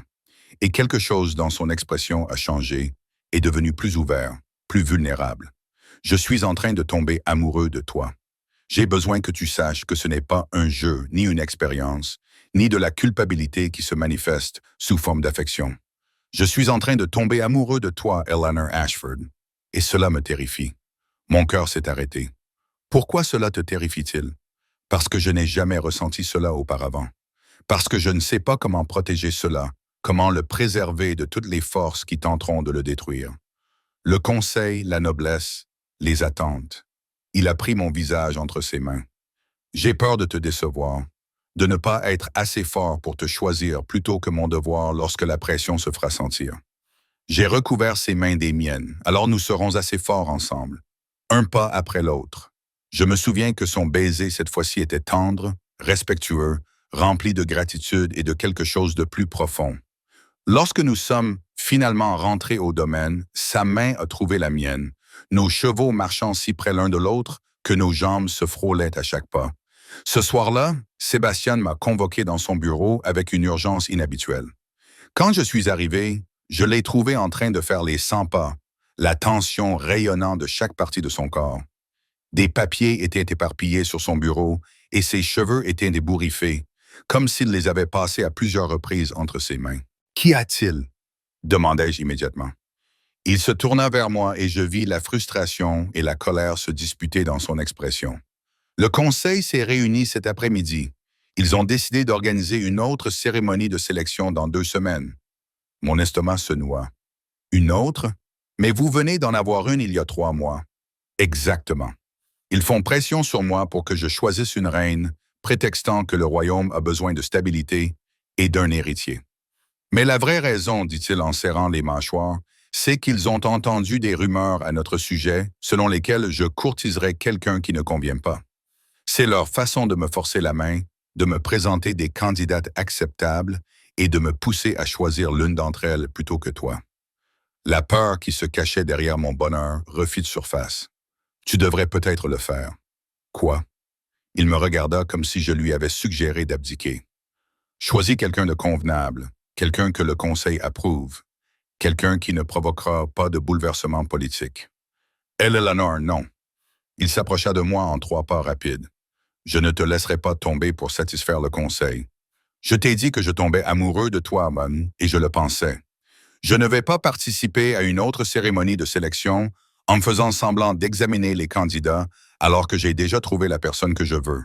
Mais je ne peux pas participer à la sélection, dis-je désespérément. Je n'ai ni famille, ni titre, ni statut.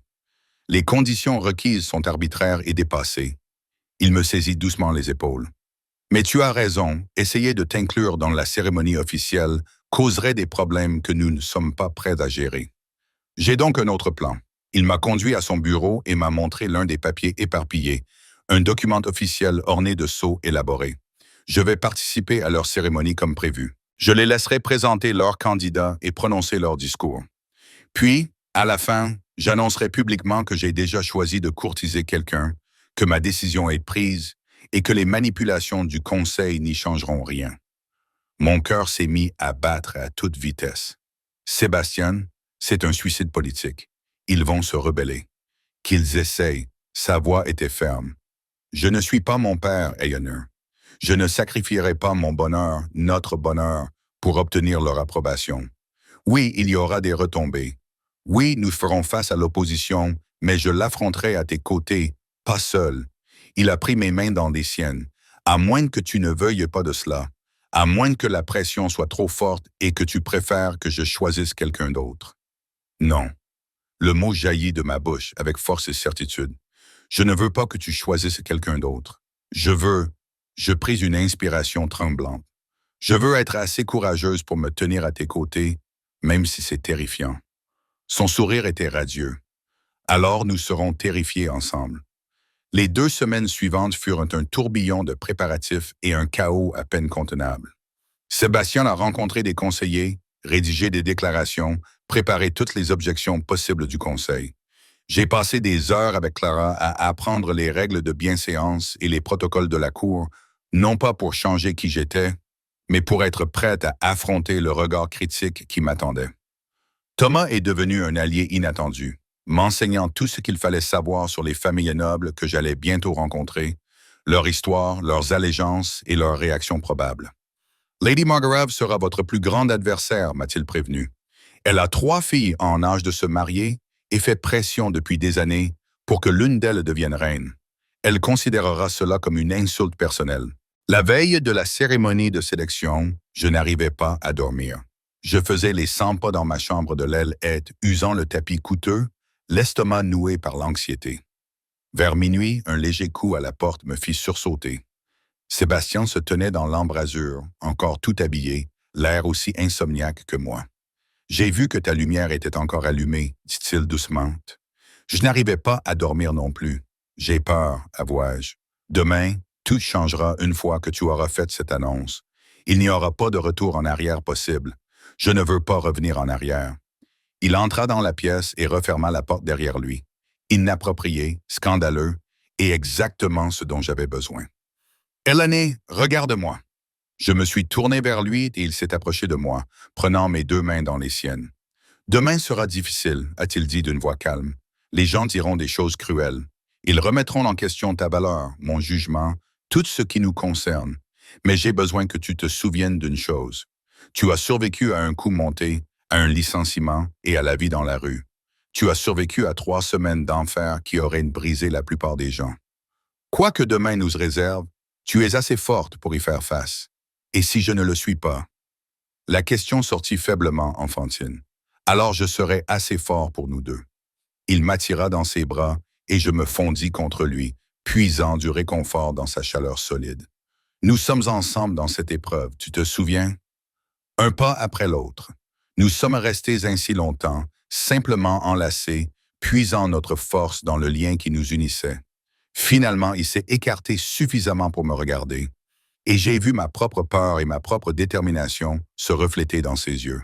« Reste avec moi cette nuit, » ai-je murmuré. « Non, ce n'est pas ce que je veux dire. Reste simplement. Je ne veux pas être seul. » Son expression s'est remplie de compréhension et de tendresse. Bien sûr. Nous nous sommes allongés ensemble sur le lit, tout habillés, ses bras enroulés autour de moi par derrière. C'était intime mais chaste, réconfortant plutôt que passionné. Son souffle était chaud contre mon cou, son cœur battait régulièrement contre mon dos. Et lentement, enfin, je me suis senti détendu. « Sébastien » ai-je murmuré à moitié endormi. « Quoi qu'il arrive demain, merci de m'avoir vu, de m'avoir choisi. » Ses bras se sont resserrés autour de moi. Merci d'avoir eu le courage de me laisser faire. Je m'endormis, me sentant plus en sécurité que je ne l'avais été depuis la mort de ma mère. Enlacé par un homme qui m'avait choisi plutôt que son devoir, plutôt que l'approbation, plutôt que tout ce que sa position exigeait de lui. Le matin arriva trop vite, Sébastien partit avant l'aube pour éviter le scandale, mais pas avant de déposer un doux baiser sur mon front et de murmurer « Je te verrai après la cérémonie. Attends-moi. » Clara est arrivée tôt pour m'aider à me préparer. Elle avait choisi une robe d'un bleu profond, élégante mais sans ostentation, convenait à quelqu'un qui n'assistait pas techniquement à la cérémonie, mais qui en serait témoin après coup. Elle a coiffé mes cheveux blonds d'une manière simple, qui mettait en valeur mes traits plutôt que de les cacher, et m'a maquillée avec délicatesse. « Tu es parfaite », a-t-elle dit en reculant pour admirer son travail. « Digne d'un roi. »« Je ne suis digne de rien, » dis-je doucement. « Je ne suis que moi-même, et c'est exactement pour cela qu'il t'aime. » Elle me serra la main. « Viens maintenant. Thomas t'attend pour t'accompagner à la salle d'observation. » La cérémonie de sélection se déroulait dans la grande salle de bal, mais il y avait une petite galerie au-dessus où les invités pouvaient observer sans participer. Thomas m'y conduisit jusqu'à un endroit derrière un paravent décoratif d'où je pouvais voir sans être facilement vu. La salle de bal se remplit rapidement. Des centaines de jeunes femmes vêtues de leurs plus belles robes, accompagnées de leurs familles, espéraient toutes attirer l'attention du roi Alpha. Elles étaient toutes magnifiques, raffinée et parfaite, exactement comme une reine devrait être. Mon estomac se noua d'un sentiment d'inadéquation. Puis Sébastien entra et la salle se tut. Il était magnifique dans son costume formel, avec son manteau noir brodé d'argent et ses cheveux noirs parfaitement coiffés. Il avait tout du puissant roi Alpha, mais je pouvais voir la tension dans ses épaules, la neutralité prudente de son expression. Il se préparait au combat. La cérémonie commença. Sébastien parcourut les rangées de candidates, s'arrêtant parfois pour échanger quelques mots polis, mais sans jamais s'arrêter comme il l'avait fait pour moi.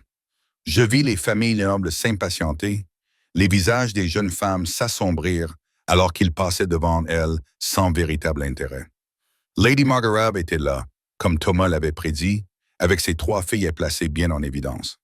Lorsque Sébastien leur jeta à peine un regard, je vis la fureur envahir son visage. La visite dura près d'1 heure.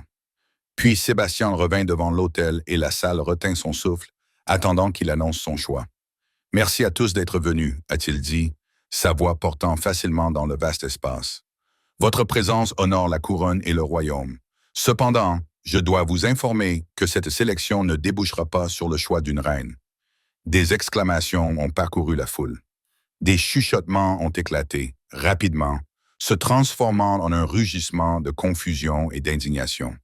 Sébastien a levé la main pour demander le silence, et l'autorité de son geste a calmé la salle. J'ai déjà choisi de courtiser quelqu'un qui ne me voit pas comme un roi ou un trophée, mais comme un homme, quelqu'un dont l'honnêteté, le courage et la sincérité ont complètement conquis mon cœur. Je ne manquerai pas de respect à cette personne ni à ce processus en faisant semblant d'envisager d'autres candidates alors que mon choix est déjà fait. Les chuchotements se transformèrent en cris. La voix de Lady Margaret couvrit toutes les autres. Qui est cette personne? De quelle famille? De quelle maison? Le regard de Sébastien balaya la salle, et même s'il ne pouvait pas me voir derrière le paravent, je sentais le poids de son regard comme s'il m'avait trouvé malgré tout. Elle s'appelle Eleanor Ashford. Elle n'a ni titre, ni famille puissante, ni relation politique. Elle travaillait dans cette maison comme domestique jusqu'à ce qu'elle soit injustement accusée et renvoyée, une injustice que j'ai depuis corrigée. Et malgré tout ce qu'elle a enduré, elle reste gentille, sincère et honnête. Ce sont les qualités que j'apprécie chez une future reine. Le tumulte était assourdissant. Les nobles criaient leurs objections. Les candidates pleuraient de déception, et malgré tout cela, Sébastien restait impassible sur l'estrade, le visage impassible. « Le Conseil entendra ma déclaration officielle cet après-midi, » poursuivit-il, sa voix tranchant le chaos. « Quiconque souhaite faire objection peut le faire par les voies appropriées, mais ma décision est définitive. Cette cérémonie de sélection est terminée. » Il quitta l'estrade d'un pas rapide et déterminé, les gardes se déplaçant pour l'escorter alors que la foule se précipitait vers l'avant. Je le regardais disparaître par une entrée latérale, puis me tournai vers Thomas, qui souriait largement. « Eh bien, dit-il joyeusement, cela a certainement fait forte impression. Allez, il voudra te voir. » Nous avons traversé le domaine pour rejoindre le bureau privé de Sébastien. Il était déjà là, sa veste abandonnée, debout près de la fenêtre, les mains appuyées sur le rebord. Quand je suis entré, il s'est retourné brusquement. « Eleanor. » Le soulagement envahit son visage. Il m'a rejointe en 2 enjambées et m'a serré dans ses bras, si fort que je pouvais à peine respirer. « C'est fait. Je t'ai revendiqué publiquement. Il n'y a plus de retour en arrière possible. Le Conseil va être furieux, dis-je contre sa poitrine. Qu'il soit furieux. » Il s'écarta pour me regarder dans les yeux. Je pensais chaque mot que j'ai dit là-bas. « C'est toi que j'ai choisi, Eleanor. Aujourd'hui, demain, pour toujours. » Avant que je puisse répondre, des coups pressants à la porte nous interrompirent.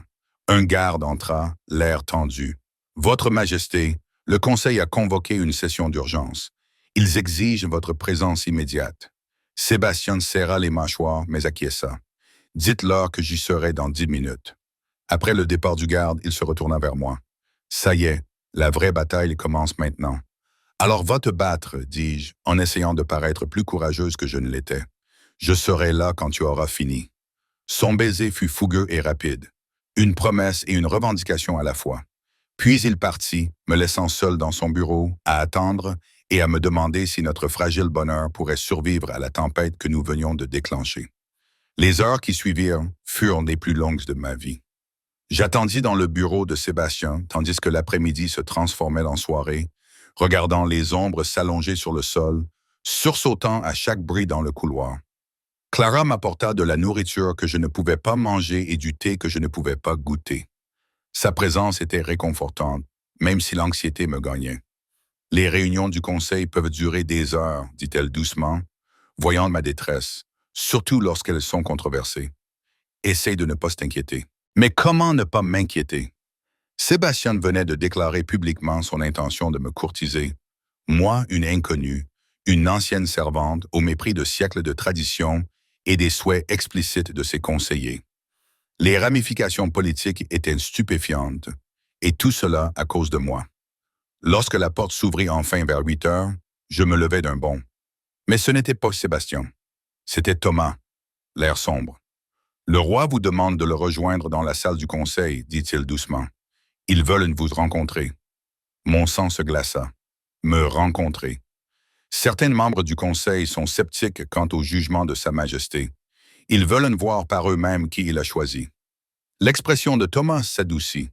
Il aurait refusé, mais il pense que le fait que vous leur fassiez face maintenant pourrait en fait les aider à comprendre que vous n'êtes pas ce qu'ils imaginent. Tous mes instincts me poussaient à refuser, à me cacher, à m'enfuir. Mais j'ai pensé à Sébastien, seul dans cette salle du conseil, défendant son choix devant des hommes qui me considéraient comme une menace pour leurs arrangements politiques minutieux. S'il pouvait être courageux pour moi, je pouvais être courageuse pour lui. Conduisez-moi à lui. La salle du conseil se trouvait au 3e étage. C'était une pièce circulaire avec un plafond en forme de dôme et de hautes fenêtres donnant sur le parc. Une table massive trônait au centre, entourée de chaises à haut dossier occupées par des hommes et des femmes au visage sévère vêtus de robes officielles. À la tête de la table se trouvait Sébastien, l'air épuisé, mais inébranlable. Ses yeux rencontrèrent les miens dès que je suis entré, et quelque chose dans son expression s'est adouci. Il s'est levé, un geste qui a fait froncer les sourcils de plusieurs membres du conseil. « Mesdames et messieurs les conseillers, dit-il d'un ton solennel, puis-je vous présenter Eleanor Ashford? » Je m'approchai de la table, les jambes tremblantes, m'efforçant de marcher avec dignité malgré ma terreur. Sébastien me guida jusqu'à sa chaise et posa sa main chaude et rassurante sur le bas de mon dos. Une femme âgée aux cheveux gris acier et au regard perçant prit la parole en premier. « Mademoiselle Ashford, je suis la conseillère Whitmore. Dites-moi, quelles qualifications possédez-vous qui vous rendent apte à être courtisée par le roi Alpha? » La question était destinée à m'humilier, et nous le savions tous les deux. Je pris une inspiration, choisissant mes mots avec soin. Aucune conseillère. Je n'ai aucun titre, aucune connexion politique, aucune formation en diplomatie ou en gouvernance. Je travaillais comme femme de ménage jusqu'à il y a 3 semaines. Je soutins son regard, mais je suis honnête. Je vois Sa Majesté comme un homme, pas comme une couronne, et je n'ai d'autre ambition que d'espérer construire quelque chose de réel avec lui. Si ces qualités ont de la valeur à vos yeux, alors peut-être ne suis-je pas tout à fait inadapté. Si ce n'est pas le cas, alors aucun titre ni aucune relation ne me rendrait digne à vos yeux de toute façon. Le silence s'est abattu sur la salle. L'expression de Whitmore restait indéchiffrable, mais j'ai vu une lueur, peut-être de surprise, dans ses yeux. Un homme corpulent vêtu d'une robe bordeaux s'est penché en avant. « Le roi nous dit que vous avez été faussement accusé de vol. Une histoire commode compte tenu de votre ascension soudaine. Les preuves parlent d'elles-mêmes, avocate Barrett, a interrompu Sébastien froidement. 3 serviteurs ont témoigné avoir vu Lady Cordelia placer l'épingle à cheveux. Où suggérez-vous qu'ils se sont parjurés? Je suggère, dit Barrett avec prudence, que cette femme a peut-être manipulé les circonstances pour gagner la sympathie de votre majesté. Une manœuvre calculée pour obtenir le pouvoir. Si j'étais calculatrice, l'interrompis-je doucement, je serais restée silencieuse lorsque j'ai été faussement accusée, au lieu de me défendre et d'être jetée à la rue. J'aurais trouvé un riche mécène pendant ces 3 semaines, plutôt que de dormir dans les ruelles. Et je ne serais certainement pas ici aujourd'hui, sachant que chacun de mes mots sera scruté et déformé. Mais Sa Majesté m'a demandé de venir, et je suis venu. Ce n'est pas du calcul, c'est de la confiance. La salle redevint silencieuse. La main de Sébastien quitta mon dos pour serrer ouvertement la mienne, Un geste de solidarité qui ne passa pas inaperçu. Un jeune conseiller au regard bienveillant prit la parole. Mademoiselle Ashford, que savez-vous des responsabilités qui incombent à une reine? Très peu, monsieur, avouai-je, mais je suis disposé à apprendre. J'ai passé ma vie à travailler dur pour accomplir toutes les tâches qui m'étaient confiées. Si Sa Majesté estime que je peux m'épanouir dans ce rôle, je m'efforcerai de lui prouver qu'il a raison. Et si la pression devient trop forte, demanda Whitmore, si la tension et les attentes vous écrasent, que ferez-vous alors? Je pensais au pavé sous mon dos, à la faim qui me tenaillait l'estomac, à la terreur de ne pas savoir d'où viendrait mon prochain repas. Je pensais à la honte d'avoir été rejeté, à la solitude de n'avoir nulle part où aller, à la force qu'il m'avait fallu pour survivre alors que tout m'avait été enlevé. Conseiller Whitmore, dis-je d'une voix ferme, j'ai déjà survécu à l'écrasement. Ce que vous décrivez, la tension, la pression, les attentes élevées, ce sont des défis que je peux relever avec soutien et dignité. Ils ne sont rien comparés au fait d'être vraiment brisé, et je refusais d'être brisé à nouveau. Quelque chose changea dans la pièce. Pas exactement de l'acceptation, mais une reconnaissance à contre-cœur que je n'étais pas la créature faible et manipulatrice qu'ils avaient imaginée. Whitmore échangea des regards avec plusieurs autres conseillers, une communication silencieuse passant entre eux. Finalement, elle s'est retournée vers Sébastien. Votre Majesté, le Conseil ne peut pas soutenir officiellement cette union. Le précédent que cela créerait, les complications politiques. Je ne vous demande pas votre soutien, a dit Sébastien calmement. Je vous informe de ma décision. Eleanor et moi allons nous courtiser publiquement. Si cette cour mène au mariage, elle sera votre reine, que cela vous plaise ou non. Vous avez le choix entre accepter cela avec élégance ou me combattre à chaque étape. Mais je vous assure que je gagnerai ce combat. Vous êtes prêt à diviser votre propre conseil pour une femme que vous connaissez depuis moins d'1 mois? Demanda Barrett. Je suis prêt à diviser mon conseil pour un principe, corrigea Sébastien. Le principe selon lequel une connexion authentique importe plus que la convenance politique, que l'honnêteté et le courage ont plus de valeur que les lignées et les titres. Et oui, que l'amour, le véritable amour, et non les mariages arrangés pour des gains politiques, devrait être possible même pour un roi. Il se leva et me tira doucement pour que je me tienne à ses côtés. Cette réunion est terminée. Vous avez ma décision. La manière dont vous y réagirez dépend de vous, mais Eleanor Ashford sera traitée avec respect dans cette maison et au-delà, ou vous devrez m'en répondre personnellement. Est-ce clair? Le silence était lourd de ressentiment et de choc, mais un par un, les conseillers acquiescèrent à contre-cœur. Whitmore fut la dernière, ses yeux perçants nous étudiant tous les deux avant qu'elle ne finisse par incliner la tête. C'est clair comme de l'eau de roche, Votre Majesté. Sébastien me guida hors de la salle, sa main ferme posée sur mon dos. Nous marchâmes en silence dans les couloirs jusqu'à atteindre ses appartements privés. Pas son bureau, mais ses quartiers, un espace où je n'étais jamais entré auparavant. Il ferma la porte derrière nous et m'attira immédiatement dans ses bras, enfouissant son visage dans mes cheveux. « Je suis désolé, murmura-t-il. Je suis désolé de t'avoir fait subir ça. Je sais que c'était terrifiant. »« Tu étais terrifiant, dis-je contre sa poitrine. Dans le meilleur sens du terme, la façon dont tu leur as tenu tête, corrigea-t-il en s'écartant pour me regarder. Eleanor, tu as été magnifique. Tu n'as pas reculé. Tu ne t'es pas excusé pour ce que tu es. Tu les as affrontés avec plus de courage que la plupart des diplomates chevronnés n'en auraient eu. J'ai tremblé tout le temps. Le courage, ce n'est pas l'absence de peur. C'est agir malgré elle. Il a pris mon visage entre ses mains. Tu as été courageuse et honnête, tout ce que je savais que tu serais.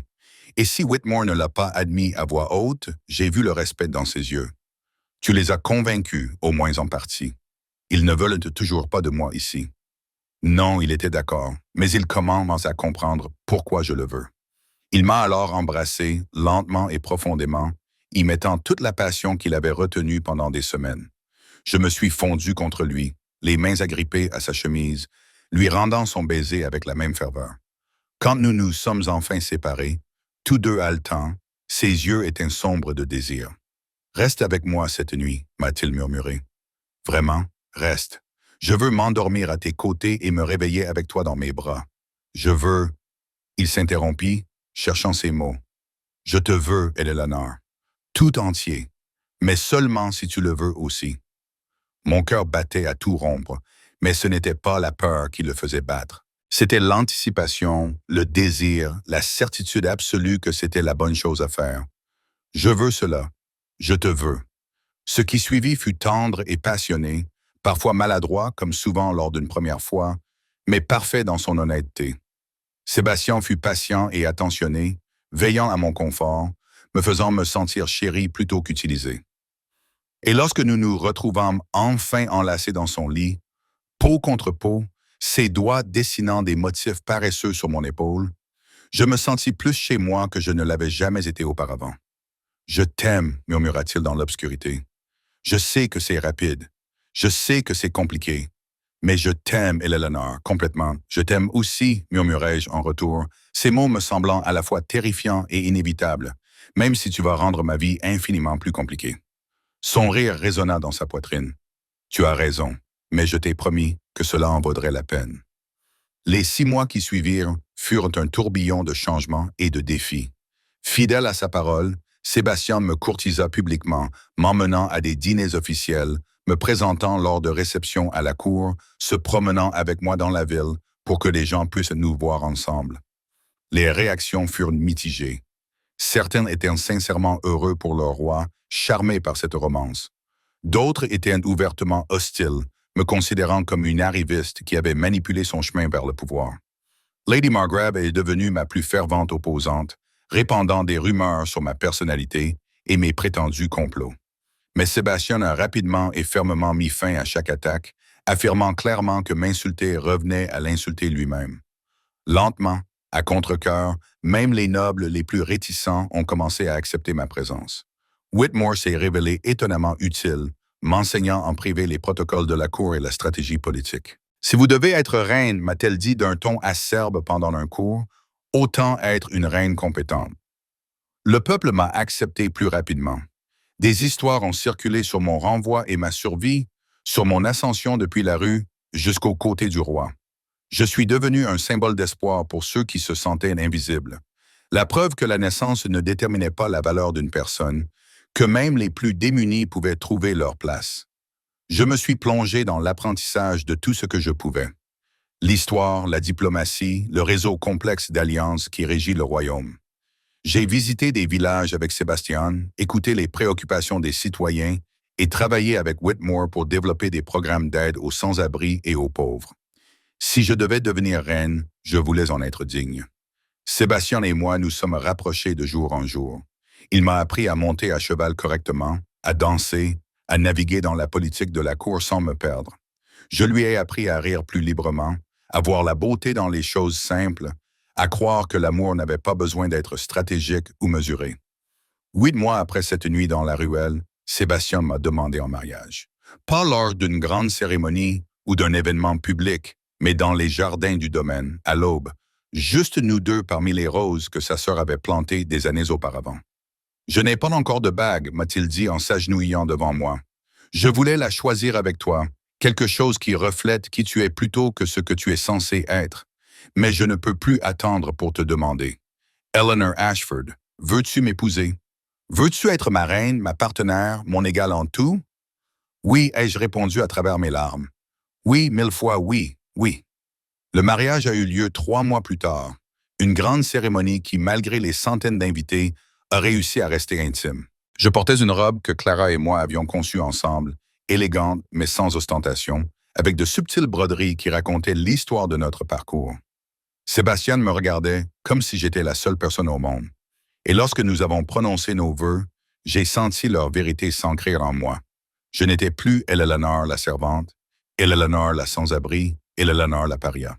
J'étais Eleanor Ashford, reine, compagne d'un roi qui avait choisi l'amour plutôt que le devoir, le courage plutôt que la commodité. Le conseil s'est levé lorsque nous avons été présentés comme mari et femme. Même Whitmore a esquissé ce qui aurait pu être un sourire. Le peuple a applaudi dans les rues, célébrant une histoire qui avait captivé son imagination. La mendiante devenue reine, le roi qui avait suivi son cœur.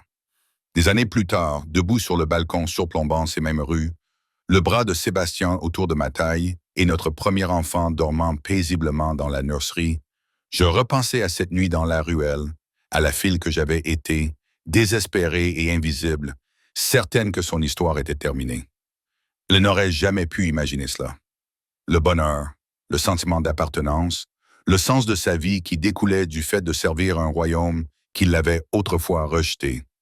Elle n'aurait jamais pu imaginer un homme qui voyait au-delà de sa situation pour découvrir la personne qui se cachait derrière, qui s'était battue pour elle alors qu'elle ne pouvait pas se battre pour elle-même. « À quoi penses-tu » demanda Sébastien doucement, en déposant un baiser sur ma tempe. « Je suis reconnaissante, répondis-je simplement. Pour la nuit où tu m'as trouvé, pour tout ce qui a suivi. Je te suis reconnaissante de m'avoir permis de te trouver. » Il me fit me tourner vers lui, ses yeux sombres, empreints d'amour et de satisfaction. D'avoir eu le courage de donner une chance à un roi solitaire qui ne savait pas ce qu'il manquait avant de te voir. Je me mis sur la pointe des pieds pour l'embrasser. Cet homme qui avait changé ma vie, qui avait vu en moi une valeur que je ne voyais pas moi-même. La ville scintillait sous nos yeux, notre royaume s'étendant à l'horizon. Et je savais avec une certitude absolue que j'étais exactement là où je devais être. La fille qui dormait sur les pavés attendait d'être sauvée. Mais elle avait trouvé quelque chose de mieux. Elle s'était trouvée elle-même, sa force, et un partenaire qui l'avait aidée à devenir la personne qu'elle était destinée à être. Et c'est ce que je pensais, tandis que Sébastien me serrait dans ses bras. C'était le plus vrai des bonheurs.